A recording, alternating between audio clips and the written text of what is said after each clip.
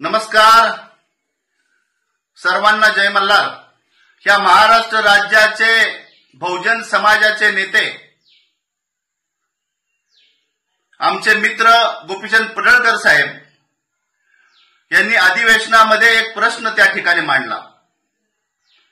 तो प्रश्न काय होता?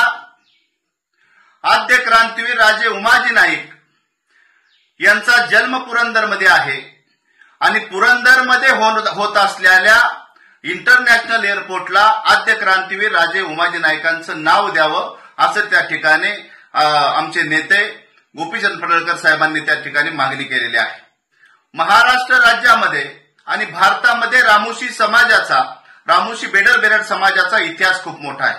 आद्य क्रांतीवीर राजे उमाजी नाईक छत्रपतींनंतर, छत्रपती शिवरायांनंतर, छत्रपती संभाजी महाराजांनंतर जर त्यांच्या सर्व आदर्श घेऊन कुणी जर चालला असेल आणि त्या ठिकाणी इंग्रजांना सळूकपळू करून सोडला असेल, या भारत स्वतंत्र होण्याकरता पहिला कोण फासावरती गेलं जर असेल तर ते आद्य क्रांतीवीर राजे उमाजी नाईक आहेत।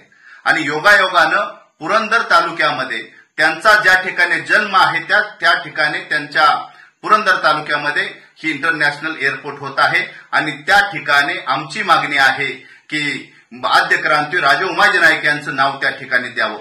येत्या शुक्रवारी 11 वाजता आपण पुरंदर या ठिकाणी तहसील कचेरीवरती आपलं निवेदन देण्यासाठी हजारोच्या संख्येने त्या ठिकाणी आपण उपस्थित राहणार आहे। महाराष्ट्रातले लोक, समाज बांधव येणारच आहे, पण खास पुरंदर मधल्या सर्व समाज बांधवांना सांगतो की आपण बायका पोरांशी त्या ठिकाणी बाहेर निघा आणि तहसील कचेरीवरती आपण त्या ठिकाणी 1 दिवसाकरता आपण पोहोचा। आपलं जे सर्व मॉप आहे त्या ठिकाणी जाऊन तहसीलदार साहेबांना आपण त्या ठिकाणी निवेदन देणार आहे। ते निवेदन आज अधिवेशन चालू आहे, त्या अधिवेशनापर्यंत निवेदन जाणार आहे। म्हणून आपली मागणी म्हणून, ही विनंती म्हणून आपण सरकारला करणार आहे। आणि मला खात्री आहे की महाराष्ट्र राज्याचे मुख्यमंत्री आदरणीय देवेंद्रजी त्या ठिकाणी देवाभाऊ आहेत। नक्कीच आपल्या मागणीचं त्या ठिकाणी आपलं मागणीचं निरसन होईल, आपली मागणी पूर्ण होईल अशी अपेक्षा त्यांच्याकडून मी व्यक्त करतो। थांबतो। जय मल्हार, जय उमाजी।